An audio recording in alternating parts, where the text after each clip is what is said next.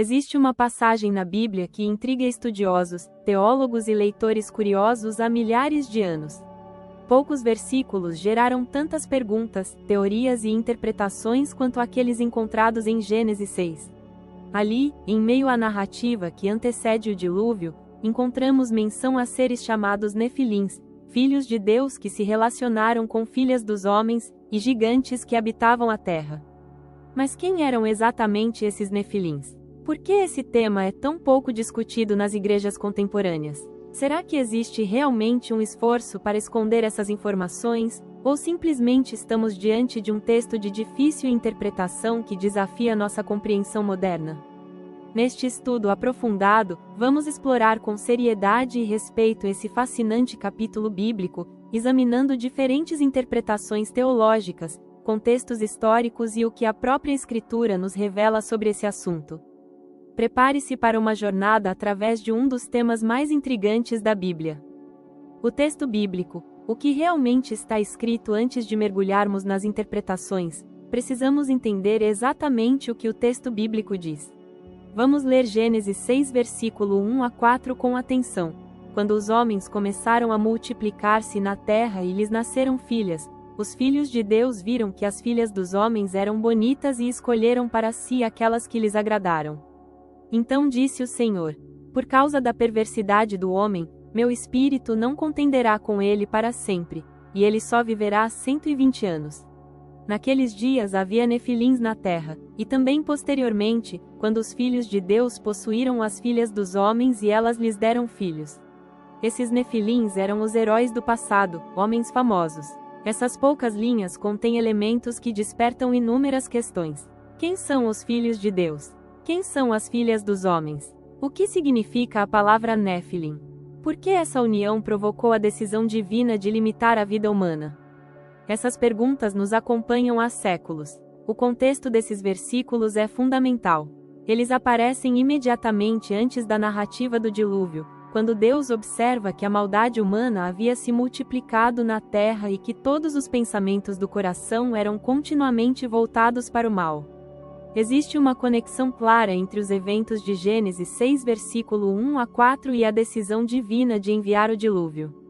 As principais interpretações teológicas ao longo da história do cristianismo e do judaísmo, 3 principais interpretações sobre os filhos de Deus e os nefilins emergiram.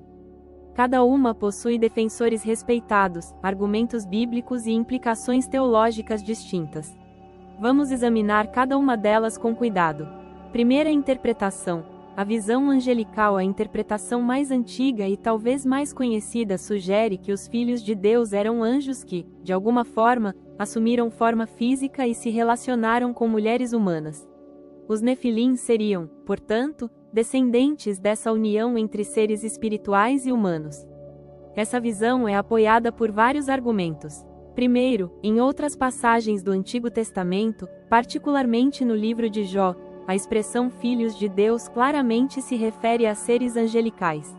Em Jó 1:6, lemos que os filhos de Deus vieram apresentar-se perante o Senhor, e Satanás estava entre eles. Em Jó 38 versículo 7, quando Deus descreve a criação, menciona que os filhos de Deus jubilaram quando ele lançou os fundamentos da terra. Muitos dos primeiros pais da Igreja, incluindo escritores como Justino Mártir, Irineu, Atenágoras, Clemente de Alexandria e Tertuliano, defenderam essa interpretação. Eles acreditavam que anjos rebeldes haviam transgredido seus limites estabelecidos por Deus e corrompido a raça humana. Além disso, essa visão encontra apoio em textos judaicos antigos não canônicos, como o livro de Enoque, que detalha extensivamente a história de anjos caídos chamados vigilantes que desceram à terra e se casaram com mulheres humanas. Embora esse livro não seja considerado escritura canônica pela maioria das denominações cristãs, ele revela como os judeus do período do Segundo Templo interpretavam essa passagem. O Novo Testamento também parece fazer alusão a essa interpretação. Judas 6 menciona anjos que não mantiveram suas posições de autoridade mas abandonaram sua própria morada, e por isso estão reservados em trevas e amarrados com correntes eternas para o juízo. 2 Pedro 2 versículo 4 fala de anjos que pecaram e foram lançados no inferno, ficando presos em abismos tenebrosos. Os defensores dessa visão argumentam que a gravidade do pecado descrito em Gênesis 6 justifica a resposta drástica de Deus através do dilúvio. A corrupção não era apenas moral, mas também física e espiritual, uma violação da ordem criada por Deus. Segunda interpretação. A linhagem de Sete. Uma segunda interpretação importante, que ganhou força especialmente a partir de Agostinho no IV século, sugere que os filhos de Deus eram os descendentes de Sete, o filho de Adão que substituiu Abel. As filhas dos homens seriam as descendentes de Caim, a linhagem que se afastou de Deus. Essa visão se baseia na ideia de que Gênesis estabelece duas linhagens distintas após o homicídio de Abel. A genealogia de Caim, apresentada em Gênesis 4, mostra uma descendência marcada pela violência, poligamia e afastamento de Deus. Lameque, descendente de Caim, é o primeiro polígamo mencionado na Bíblia e se vangloria de sua violência. Por outro lado, quando Sete nasce, o texto diz que naquele tempo os homens começaram a invocar o nome do Senhor. A linhagem de Sete é vista como a linhagem piedosa, daqueles que mantiveram relacionamento com Deus. Segundo essa interpretação, o pecado descrito em Gênesis 6 seria o casamento entre crentes e não crentes, a união das duas linhagens que deveriam permanecer separadas. Essa mistura teria levado à corrupção espiritual e moral que culminou no dilúvio. Os defensores dessa visão apontam que em outras partes da Escritura, os israelitas são chamados de filhos do Deus vivo, estabelecendo um precedente para que seres humanos sejam chamados filhos de Deus. Eles também argumentam que essa interpretação evita as dificuldades teológicas de anjos assumindo forma física para a reprodução. Agostinho favoreceu essa interpretação em parte porque ela evitava especulações sobre anjos e se concentrava em questões morais e espirituais claramente aplicáveis à vida cristã. A lição seria sobre os perigos do casamento entre crentes e incrédulos, um tema que ecoa através das Escrituras. Terceira interpretação: governantes e tiranos. Uma terceira interpretação, menos comum mas ainda defendida por alguns estudiosos, sugere que os filhos de Deus eram governantes, reis ou nobres que exerciam poder tirânico. Nessa visão, o termo filhos de Deus seria um título de autoridade, semelhante ao uso encontrado em algumas culturas do Antigo Oriente Próximo, onde reis eram considerados divinos ou semidivinos.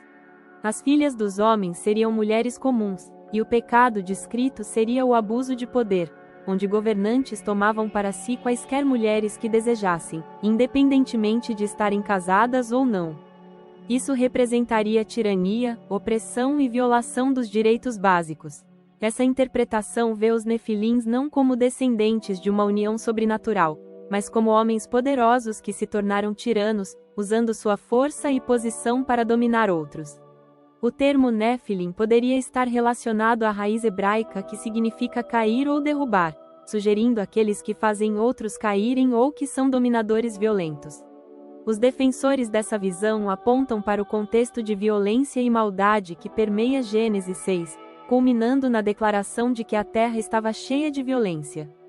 Eles argumentam que a narrativa está focada na corrupção moral humana, não em eventos sobrenaturais. A palavra Nefilim, explorando o significado, a palavra hebraica Nefilim aparece apenas 2 vezes em toda a Bíblia hebraica. Além de Gênesis 6-4, encontramos o termo em Números 1:33 da tarde, quando os espias israelitas retornam de Canaã e relatam: também vimos ali os nefilins, isto é, os filhos de Anak, descendentes dos nefilins. Parecíamos gafanhotos aos nossos próprios olhos, e assim também parecíamos aos olhos deles. A etimologia da palavra é debatida. Alguns estudiosos conectam Nefilim à raiz hebraica Nafal, que significa cair. Isso poderia sugerir caídos, aqueles que caem sobre outros, ou aqueles que fazem outros caírem. Cada interpretação carrega implicações diferentes. Se Nefilim significa caídos, poderia se referir a anjos caídos ou seus descendentes. Se significa aqueles que caem sobre outros, poderia indicar guerreiros ou invasores violentos. Se significa aqueles que fazem outros caírem, sugere tiranos ou opressores. A tradução grega da Septuaginta traduziu Néfilim como gigantes, o que influenciou muitas traduções posteriores. Isso conecta os Nefilins à ideia de seres de estatura excepcional, embora o texto hebraico original não necessariamente enfatize tamanho físico. O que sabemos com certeza é que os Nefilins eram considerados guerreiros renomados, homens de nome, famosos na antiguidade. Eles eram conhecidos por seu poder e provavelmente por seus feitos militares ou atos de violência. Por que algumas igrejas não discutem esse tema? Agora chegamos a uma pergunta provocativa. Existe realmente um esforço para esconder informações sobre os Nefilins? A resposta honesta é mais complexa do que um simples sim ou não. Primeiro, é importante entender que diferentes tradições cristãs abordam textos difíceis de maneiras diferentes. Algumas denominações preferem focar em passagens com aplicação prática mais clara e evitar especulações sobre textos obscuros. Isso não é necessariamente esconder informação, mas sim uma escolha pastoral sobre onde concentrar ensino e pregação. Segundo, Gênesis 6 versículo 1 a 4 é genuinamente um texto difícil. Há desacordo legítimo entre estudiosos conservadores e fiéis sobre como interpretá-lo. Muitos pastores e líderes religiosos podem evitar pregar sobre esse texto não por querer esconder algo, mas porque não querem promover confusão ou apresentar como definitiva uma interpretação que é debatida. Terceiro, algumas igrejas podem evitar o tema porque ele atrai interpretações sensacionalistas ou especulativas que se afastam do foco central da mensagem bíblica. Existe uma preocupação legítima de que dar atenção excessiva a Nefilins possa desviar a atenção de verdades teológicas mais fundamentais sobre salvação, santidade e relacionamento com Deus. Quarto, historicamente, o tema dos Nefilins foi às vezes associado à literatura apócrifa e pseudepígrafa que não é considerada escritura canônica pela maioria das igrejas. Alguns líderes religiosos podem hesitar em abrir esse tópico temendo que leve a discussões sobre textos não canônicos ou a especulações sem fundamento bíblico sólido. Dito isso, é verdade que em algumas tradições cristãs, particularmente a partir da Idade Média, a interpretação angelical dos filhos de Deus foi sendo gradualmente substituída pela interpretação da linhagem de Sete. Isso ocorreu em parte devido a questões teológicas sobre a natureza dos anjos e em parte devido ao desconforto com a ideia de procriação entre seres espirituais e humanos. Não se trata exatamente de esconder, mas de uma mudança interpretativa que privilegiou certas leituras sobre outras ao longo dos séculos. O contexto histórico e cultural. Para entender melhor Gênesis 6, precisamos considerar o contexto cultural do Antigo Oriente Próximo. As culturas ao redor de Israel tinham suas próprias narrativas sobre deuses que se relacionavam com humanos, semideuses e heróis de força sobre-humana. A mitologia grega tem os titãs e semideuses como Hércules. As epopeias mesopotâmicas falam de heróis como Gilgamesh, descrito como 2/3 deus e 1/3 humano. Textos ugaríticos falam de filhos dos deuses. Alguns estudiosos argumentam que Gênesis 6 está deliberadamente desconstruindo essas mitologias pagãs. Enquanto culturas vizinhas glorificavam semideuses e heróis violentos, o texto bíblico apresenta esses seres como parte do problema que levou ao julgamento divino, não como heróis dignos de adoração. Essa leitura sugere que o autor de Gênesis está dizendo aos seus leitores que esses famosos guerreiros da antiguidade, longe de serem dignos de admiração, eram na verdade evidência da corrupção que havia atingido a humanidade. Eles representavam não o auge da civilização, mas sua degeneração. Essa perspectiva também ajuda a explicar por que a narrativa é tão breve. O autor não está interessado em detalhes sobre os Nefilins porque eles não são o foco. O foco é a crescente maldade humana e a resposta justa de Deus através do juízo. A conexão com o dilúvio não podemos entender Gênesis 6, 1 a 4 isoladamente. Esses versículos servem como introdução à narrativa do dilúvio. A sequência é significativa. Primeiro, a união problemática entre filhos de Deus e filhas dos homens. Segundo, o surgimento dos Nefilins. Terceiro, a observação divina de que a maldade humana era grande e contínua. Quarto, a decisão de Deus de enviar o dilúvio. O texto apresenta uma progressão de corrupção. Seja qual for a interpretação que adotemos sobre os filhos de Deus, o resultado é claro: aumento da violência, multiplicação da maldade e corrupção generalizada da humanidade. Gênesis 6:5 declara: O Senhor viu que a perversidade do homem tinha aumentado na terra e que toda a inclinação dos pensamentos do seu coração era sempre e somente para o mal. Essa declaração mostra que a humanidade havia chegado a um ponto de corrupção moral sem precedentes. Interessantemente, o texto também menciona que a terra estava corrompida aos olhos de Deus e cheia de violência. A palavra hebraica para violência, amas, denota injustiça violenta, opressão e crueldade. A sociedade pré-diluviana havia se tornado caracterizada por exploração dos fracos e uso da força bruta. O dilúvio não foi uma reação emocional ou arbitrária de Deus, mas uma resposta ao estado real da humanidade. Apenas Noé encontrou graça aos olhos de Deus, sendo descrito como homem justo e íntegro entre o povo da sua época. Os Nefilins após o dilúvio. Um detalhe intrigante em Gênesis 6:4 é a frase "e também posteriormente", sugerindo que havia Nefilins não apenas antes do dilúvio, mas também depois dele. Isso nos leva à segunda menção de Nefilins em Números 1:33 da tarde. Quando os espias israelitas exploram Canaã, eles relatam terem visto descendentes de Anak, a quem chamam de Nefilins. Eles descrevem esses indivíduos como gigantes diante dos quais se sentiam como gafanhotos. Isso levanta questões importantes. Se o dilúvio destruiu toda a vida exceto aqueles na arca, como havia Nefilins depois? Várias explicações foram propostas. Alguns sugerem que se os Nefilins eram resultado da união entre filhos de Deus e filhas dos homens, essa união poderia ter ocorrido novamente após o dilúvio. Outros propõem que o termo Néfilim em Números 13 não se refere aos mesmos seres de Gênesis 6, mas simplesmente a homens de grande estatura que os espias compararam aos Nefilins antigos.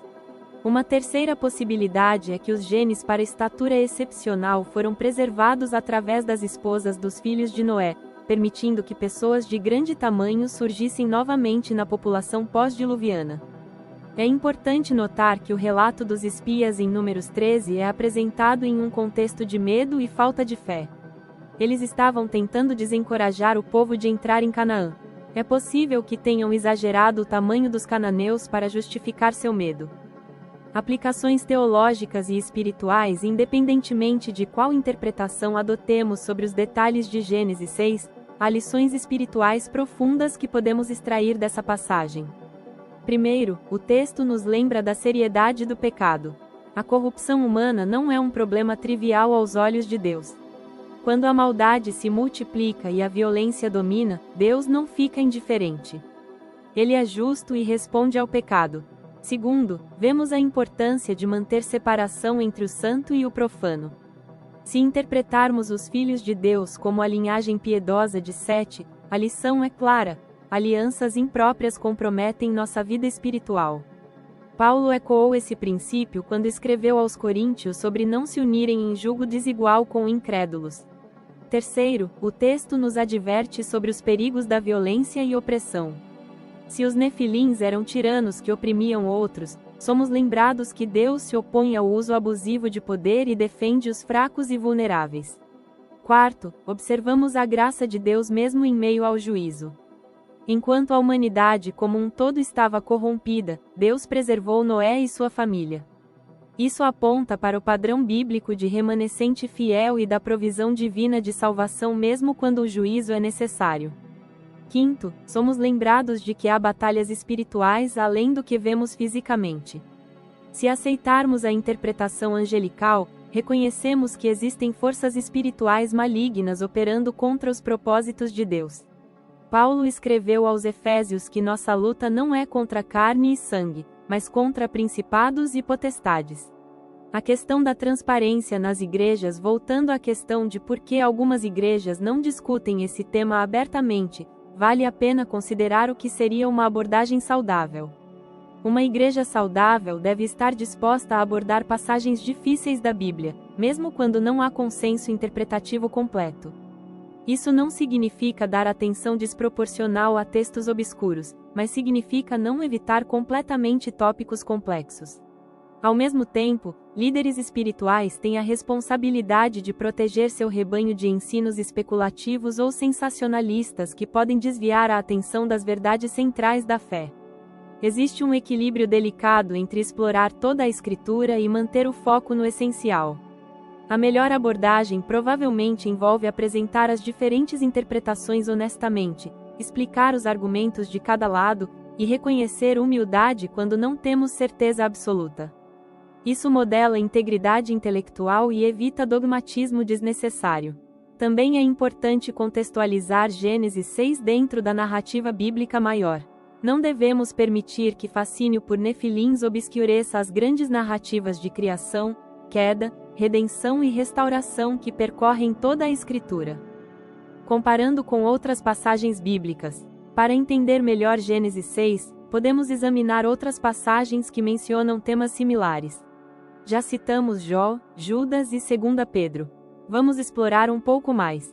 Em Deuteronômio 2 e 3, encontramos menções de povos antigos de grande estatura, incluindo os Enaquins, os Refaíns e os Emins.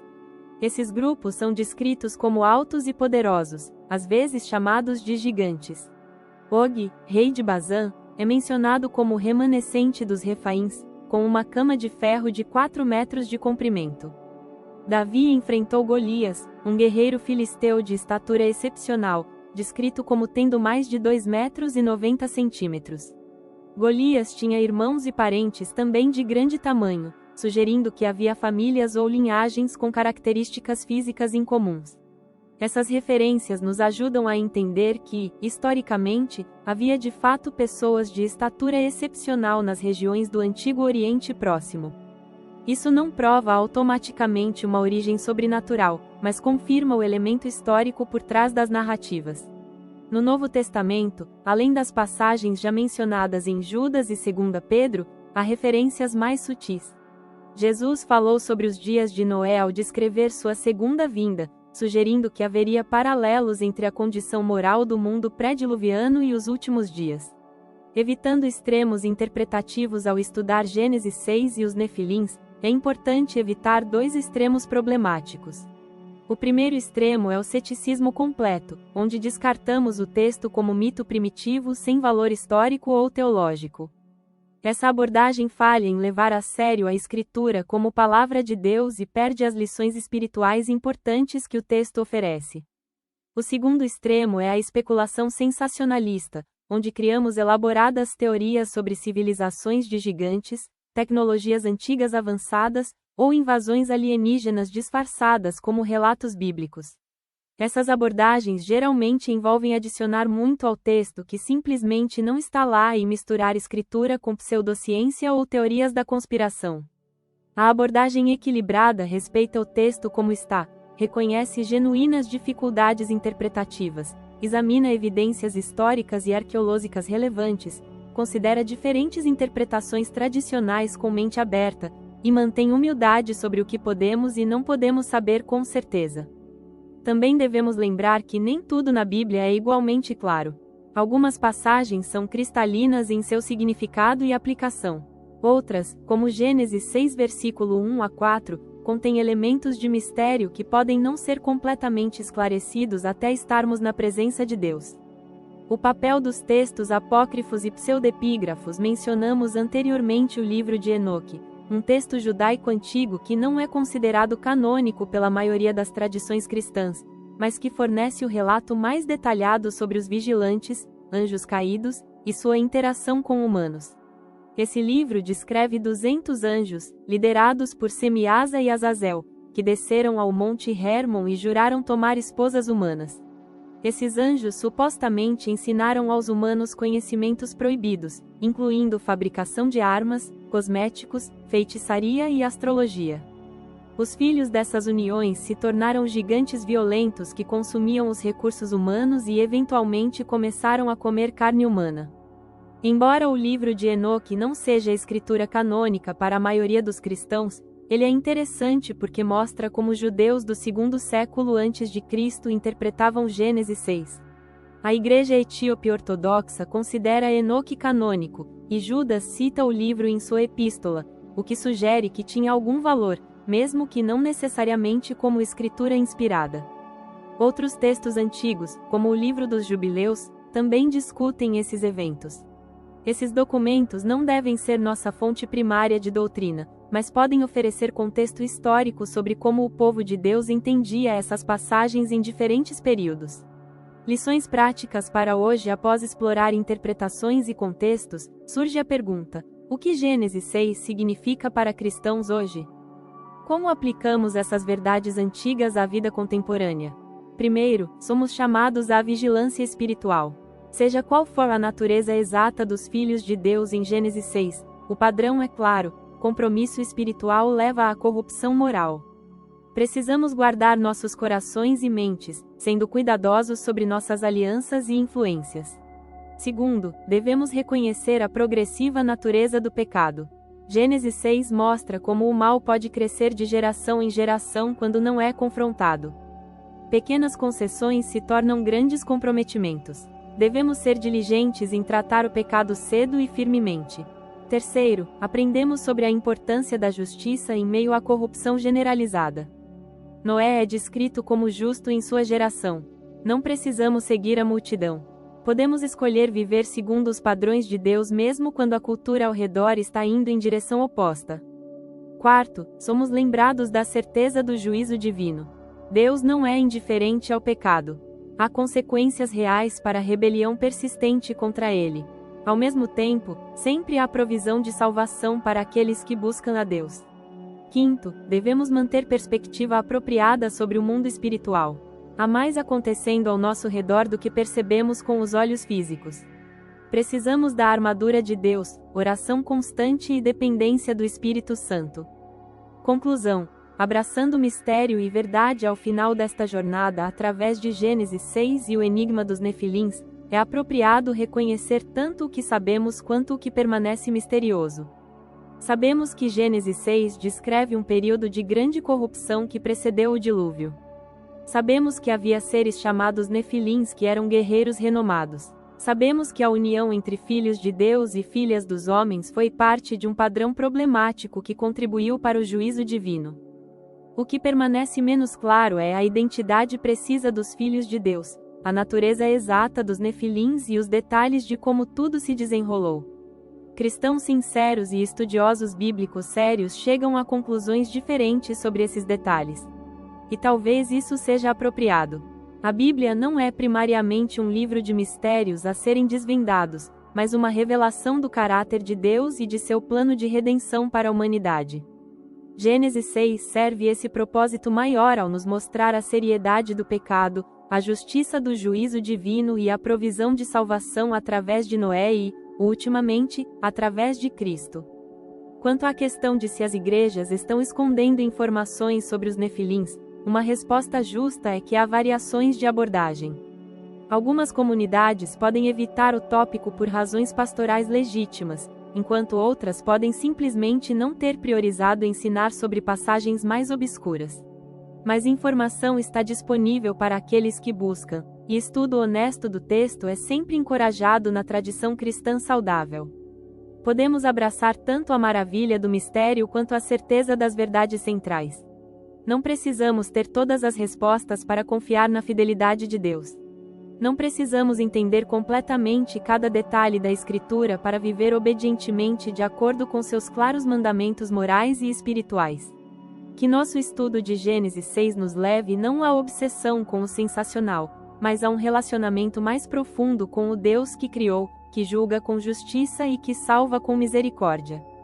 Que nos torne mais vigilantes contra o pecado, mais comprometidos com a santidade e mais gratos pela graça que encontramos em Cristo.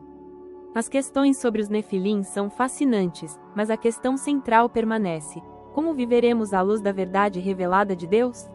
Seremos como a geração corrupta de Noé, ou buscaremos ser justos em nossa geração?